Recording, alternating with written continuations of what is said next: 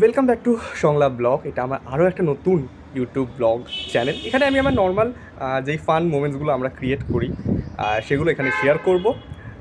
দেখতে থাকো। আজকে সরস্বতী পুজো, আজকের দিন থেকে আমি শুরু করলাম আমার ব্লগ এখানে ফেসবুকের মতো। এখানেও আমি ইউটিউবে নতুন একটা ইউটিউব চ্যানেলে সংলাপ ব্লগে। তো দেখতে থাকো। আজকে সরস্বতী পুজো, আজকে যাচ্ছি সুচন্দ্রার বাড়িতে। তো চলো যাই, তারপর দেখি কী হচ্ছে। চলো। এই হচ্ছে আমাদের বাড়ির সামনের রাস্তা, আর একদম রাস্তার শেষে গিয়ে কিন্তু সুচন্দ্রার বাড়ি। তো চলো যাই।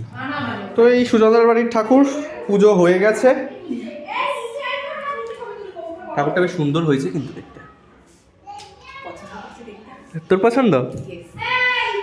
পুজো টুজো হয়ে গেছে, হোমও হয়েছিল, বেশ ভালো লাগছে।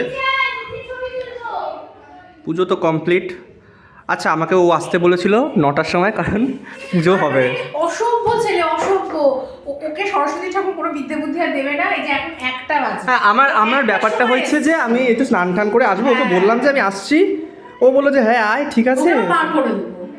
না ঠিক আছে, ওই এসছি, চলো। আর বেশ ভালো করে পুজোটা করেছে, কিন্তু এখন সবই পারে। ঠিক আছে, শিখছে আর কি। ওকে শিখিয়েছিলাম ছোটোবেলায় আমি, যে ঝুম্পাই ভাই পুজোগুলো করতে হয়, তাই তো।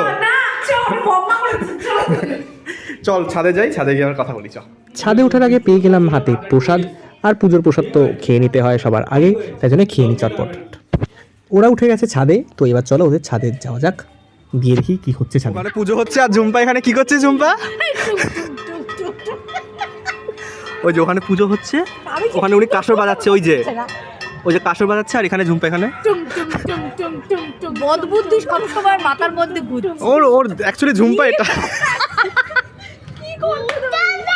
এই যে মায়ের ছেলে, মায়ের ছেলে।